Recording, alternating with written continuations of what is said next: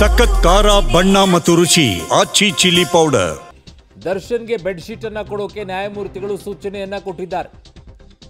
ಜೈಲಾಧಿಕಾರಿಗಳಿಗೆ ಸೂಚನೆಯನ್ನ ಇದನ್ನೂ ಕೂಡ ನ್ಯಾಯಮೂರ್ತಿಗಳಿಂದ ಸೂಚನೆ ಕೊಡಿಸ್ಕೊಂಡು ನೀವು ಕೊಡೋ ಮಟ್ಟಕ್ಕೆ ಹೋಗ್ತಿರಲ್ರಿ. ಬೆಡ್ಶೀಟ್ ಕೊಡ್ರಿ ಅಂತ ನ್ಯಾಯಮೂರ್ತಿಗಳು ತಾಕೀತು ಮಾಡಿದ್ದಾರೆ. ದರ್ಶನ್ಗೆ ಬೆಡ್ಶೀಟ್ ಕೊಡೋಕೆ ಸೂಚನೆಯನ್ನ ಕೊಟ್ಟಿದ್ದಾರೆ. ಏನ್ರಿ ಎಂತದ್ದು ಕಥೆನೋ. ಒಂದ್ ಕಡೆಗೆ ಪರಪ್ಪನ ಅಗ್ರಹಾರದಿಂದ ಸುದ್ದಿ ಬರುತ್ತೆ, ಟೆರರಿಸ್ಟ್ಗೆ ಮೊಬೈಲು, ಆ ಕಡೆಗೆ ಸೈಕೋಪಾತ್ಗೆ, ರೇಪಿಸ್ಟ್ಗೆ ಮೊಬೈಲು, ಟಿವಿ, ಐಷಾರಾಮಿಯಾಗಿ ಜೀವನ ನಡೆಸೋಕ್ಕೆ ಒಳಗಡೆಗೆ ರಾಜ್ಯಾತಿಥ್ಯ ಇದೆ.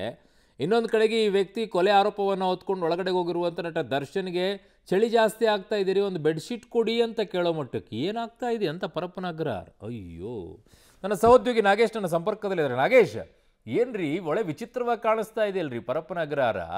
ಆ ಟೆರರಿಸ್ಟಿಗೆ ಮೊಬೈಲ್ ಎಲ್ಲ ಕೊಡ್ತಾರಪ್ಪ, ಆ ಸೈಕೋಪಾತ್ ರೇಪಿಸ್ಟಿಗೆ ಮೊಬೈಲು ಟಿವಿ ಕೊಡ್ತಾರೆ, ಅವ್ರು ನೋಡಿದ್ರೆ ಆರಾಮಾಗ್ತಾ ಇದ್ದಾರೆ. ಇಲ್ಲಿ ನೋಡಿದ್ರೆ ದರ್ಶನಿಗೆ ಒಂದು ಬೆಡ್ಶೀಟ್ ಕೊಡೋಕ್ಕೂ ಒದ್ದಾಡಿಸ್ತಾ ಇದ್ದಾರೆ. ಅಂದ್ರೆ ಏನು ಪಾರ್ಸಲಿಟಿ ಮಾಡ್ತಾ ಇದ್ದಾರೆ ಜೈಲಾಧಿಕಾರಿಗಳು, ಏನು ಕತೆ?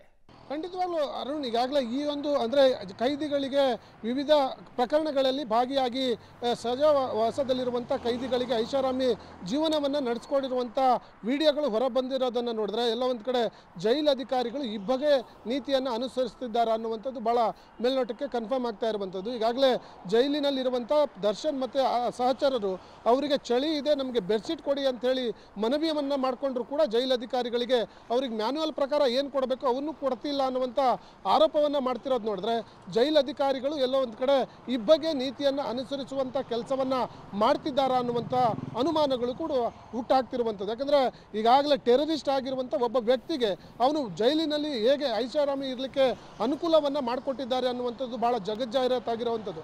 ಅದೆಲ್ಲವನ್ನು ನೋಡಿದ್ರೆ ಈ ವ್ಯಕ್ತಿ ಕೊಲೆಯ ಆರೋಪವನ್ನು ಹೊತ್ತಿ ಒಳಗಡೆ ಹೋದಂಥ ಒಂದೇ ಒಂದು ಕಾರಣಕ್ಕೆ ಈ ರೀತಿ ಆತನಿಗೆ ಮೂಲ ಸೌಕರ್ಯಗಳನ್ನು ಕೊಡಲಿಕ್ಕೆ ಜೈಲು ಅಧಿಕಾರಿಗಳು ನಿರಾಕರಣೆಯನ್ನು ಮಾಡಿದ್ದಾರೆ ಅನ್ನುವಂಥದ್ದು ಕೂಡ ಭಾಳ ಸ್ಪಷ್ಟವಾಗಿ ಗೊತ್ತಾಗ್ತಿರುವಂಥದ್ದು. ಹಾಗಾಗಿ ಜಡ್ಜ್ ಕೂಡ ಜೈಲು ಅಧಿಕಾರಿಗಳಿಗೆ ಖಡಕ್ಕಾಗಿ ಸೂಚನೆಯನ್ನು ಕೊಟ್ಟಿರುವಂಥದ್ದು. ಚಳಿಯಾಗಿರುವಂಥ ಕಾರಣಕ್ಕಾಗಿ ದರ್ಶನ್ ಮತ್ತು ಸಹಚರರಿಗೆ ಬೆಡ್ಶೀಟನ್ನು ಕೊಡಿ ಅನ್ನುವಂಥ ಆದೇಶವನ್ನು ಮಾಡಿದ್ದಾರೆ ಅನ್ನುವಂಥ ಮಾಹಿತಿಗಳು ಕೂಡ ಈಗ ಸದ್ಯಕ್ಕೆ ಲಭ್ಯವಾಗ್ತಿರುವಂಥದ್ದು. ಅರುಣ್, ಓಕೆ, ಹಾಗೆ ಸಂಪರ್ಕದಲ್ಲಿರಿ ನಾಗೇಶ್, ವಾಪಸ್ ಬರ್ತೀನಿ ನಿಮ್ಮ ಹತ್ರ.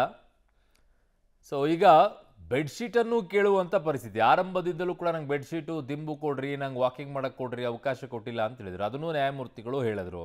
ಅದಾದ ನಂತರ ಈಗ ಚಳಿಗಾಲ ಜಾಸ್ತಿ ಆಗ್ಬಿಟ್ಟಿದೆ, ನಂಗೆ ತುಂಬ ಚಳಿ ಆಗ್ತಾ ಇದೆ ಅಂತ ಕೇಳ್ತಾ ಇದ್ದಾರೆ. ಏನು ಮಾಡ್ತಾರೋ ನೋಡೋಣ.